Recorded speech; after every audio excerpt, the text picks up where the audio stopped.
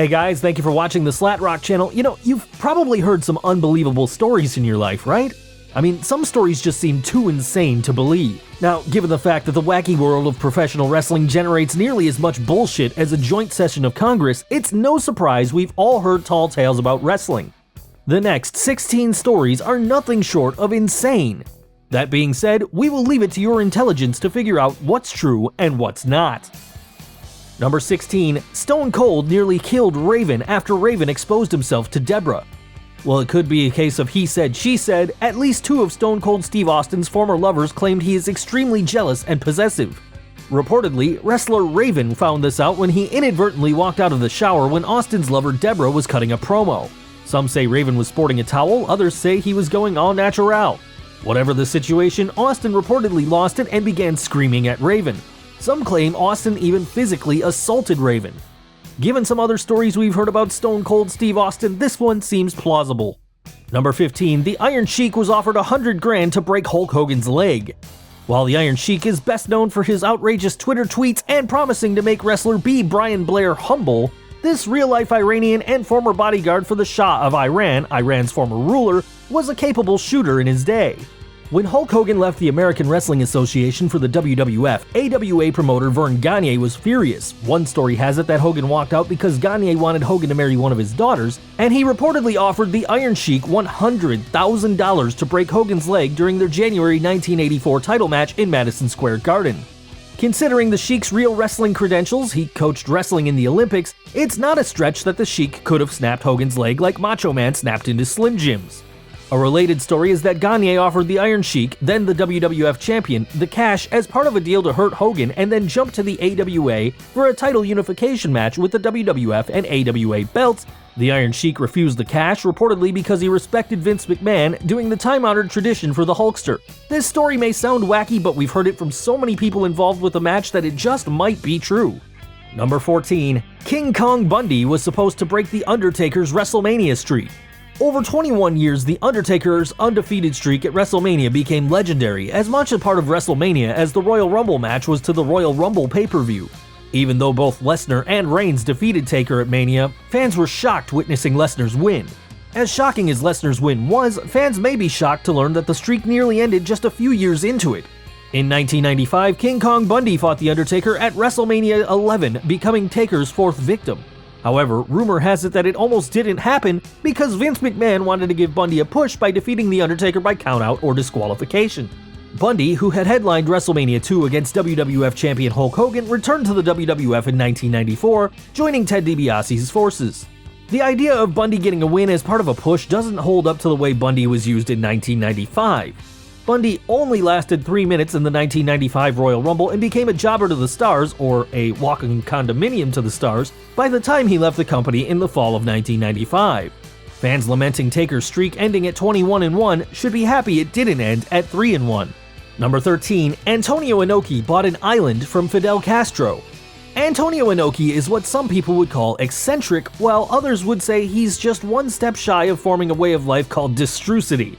Keep in mind that Antonio fought Muhammad Ali to a draw in a legitimate fight and would have beat him on points had he not drawn a 3-point penalty, booked a wrestling festival in North Korea, negotiated with Saddam Hussein for the release of Japanese hostages during the First Gulf War, and served in Japan's House of Counselors. All that in addition to a storied career as a wrestler and promoter. Given all that, it's no surprise Inoki reportedly bought an island from Fidel Castro. That alone isn't unusual, but rumor has it that Inoki bought it because Castro promised the island contained buried treasure. We can see it now, Inoki in full pirate garb leading a bunch of New Japan Pro Wrestling trainees in search of gold. Number 12. Sting vs. Kurt Angle at WrestleMania 18. When the WWF purchased WCW, fans wondered what big-name stars would show up in the invasion angle. Sadly, the answer was the same as how many celebrities wanted to show up at the Trump inauguration. Vince McMahon refused to buy out any top WCW stars' contracts until after the invasion angle, eventually signing stars like Hollywood Hulk Hogan, Ric Flair, The Outsiders, and Goldberg. Another whose name was mentioned was the Stinger, undoubtedly WCW's franchise player. One story has it that the WWE was going to bring Sting in to work a match against Kurt Angle at WrestleMania 18. This could have been an interesting matchup, but Sting decided not to. Another rumor is Sting almost came to work for WWE in between his stints in TNA, reportedly lined up for a dream match against The Rock. Given the number of stories of born-again Christian Sting refusing to work for the WWE due to its racy angles, it seems unlikely he would have worked in 2002 when the company was only beginning to tone down their product to a more kid-friendly one. Number 11. The New World Order's third man was supposed to be Sting or Bret Hart. Hulk Hogan's heel turn at 1996's Bash at the Beach pay-per-view was one of the most defining moments in professional wrestling, with the NWO becoming an overnight sensation.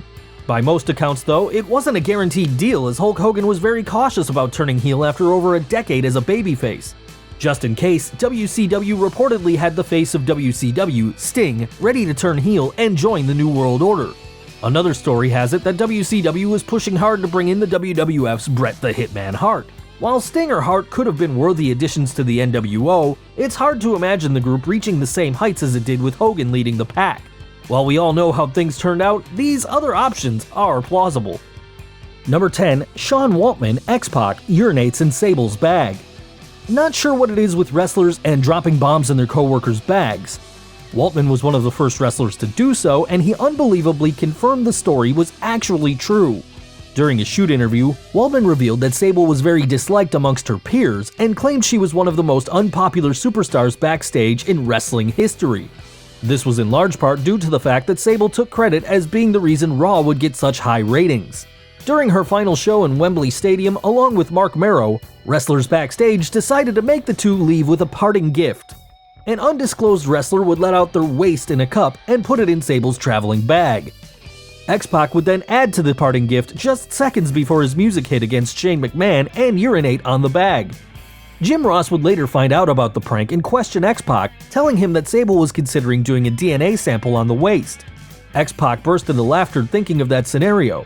Waltman did regret the entire situation and claimed he wasn't in the right state of mind during that era, clearly. Number 9. Pedro Morales pawned his WWF Championship. Long before the guys on Pawn Stars gave new meaning to the word scumbags, pawn shops were a way for people to put their valuables into hock for some much-needed cash.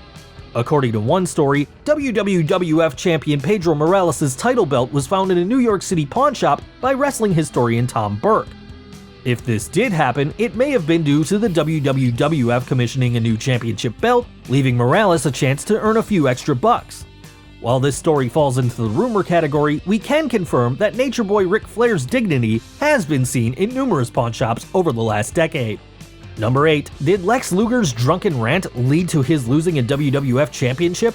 1994's Royal Rumble saw the unlikely scenario of two men winning the event and earning a WWF Championship match at WrestleMania 10, those wrestlers of course being Bret Hart and Lex Luger. As we all know, Hart won the belt from Yokozuna while Luger was disqualified by special referee Mr. Perfect. However, some claim Luger was at a New York City bar the night before the showcase of the Immortals, slamming drinks and bragging about the title win the next day. When Vince McMahon learned of Luger's loose lips, he canceled Luger's win, instead putting the belt on Hart. This story has been around for quite a while, but Lex Luger denies it ever happened, claiming he wasn't in the Big Apple the night before, nor in a bar. Luger didn't win the WWF Championship, but he does have the honor of having his own bus, the Lex Express. Number 7. Ashley Massaro was a high-priced call girl. Like many women from the WWE's Diva Search, Ashley Massaro modeled before joining WWE. In Massaro's case, she posed in Playboy, FHM, Maxim, and Stuff, as well as winning the 2002 Miss Hawaiian Tropic USA pageant before winning the 2005 Diva Search. However, in 2008, rumors spread that Massaro did more than pose if the money was right. According to one rumor, Massaro's name was listed on the website of a call girl operation that charged $25,000 a night. Once again, guys, this is just a rumor and we cannot verify it. Number 6. Vince Russo was Vince McMahon's secret weapon against WCW. One of the strangest explanations for World Championship Wrestling's demise is an insidious plot involving Vince McMahon and writer Vince Russo. In 1997, Russo became the head writer of Raw and the WWF's pay-per-view. In 1999, Russo left for WCW after Vince McMahon added SmackDown to the WWF's TV lineup, with Russo reportedly upset that McMahon did not consider the toll the extra work would take on Russo's family. Fans wondered if Russo could help WCW, which had fallen behind in the Monday Night War, just as he'd helped the WWF gain the upper hand during the WWF start days. However, instead, Russo's storylines had more swerves than shoots. Consider just two of these Russo gems, and by gems we mean turds. WCW champion David Arquette and WCW champion Vince Russo. WCW's ratings and pay-per-view buy rates sank rapidly. Some believe Russo failed in WCW because he didn't have Vince McMahon to rein in his excesses, but some believe Russo jumped to WCW to intentionally destroy the company from within. Given the damage done by Russo's booking, this one isn't that hard to believe.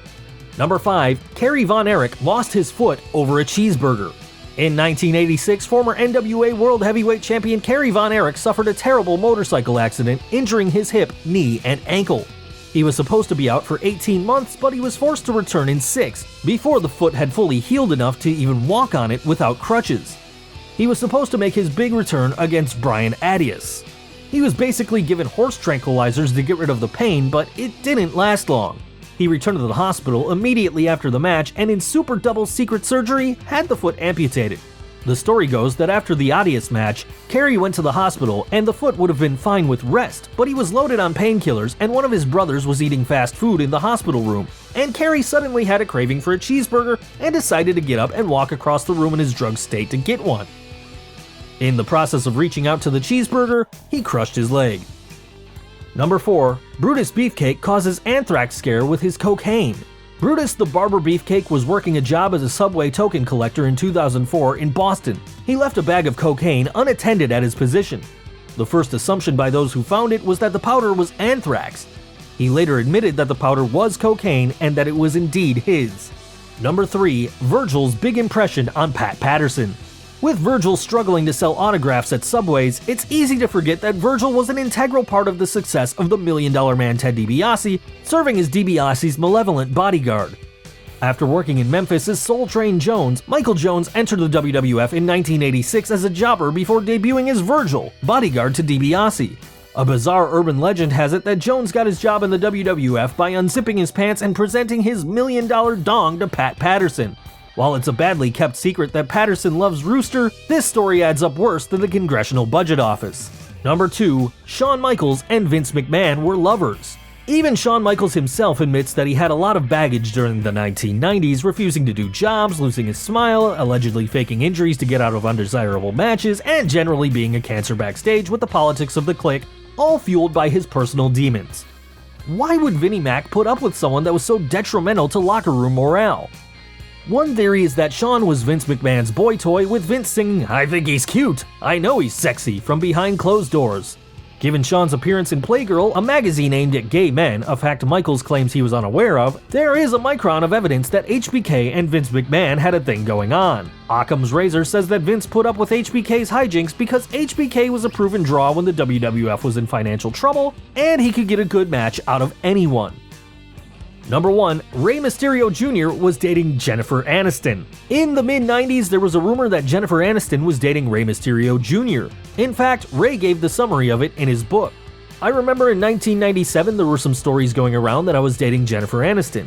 The National Enquirer even printed a story about We Were an Item. I have no idea what that was about or where it came from. Maybe somebody wanted to get my name out there and started the rumor. Anyways, I thought it was funny. I even showed the story to my wife. Best coming from me, no? One thing I never let on about, I was the first guy to grab the magazine, and I still have a copy. Guys, which among these 16 rumors do you think are indeed true, and which ones are just rumors? Please share your comments below. Hit that bell icon and select to receive notifications every time we post a new video. If you like this video, don't forget to hit that subscribe button. You can find us on Facebook, Twitter, and Google+, and as always, thanks for watching.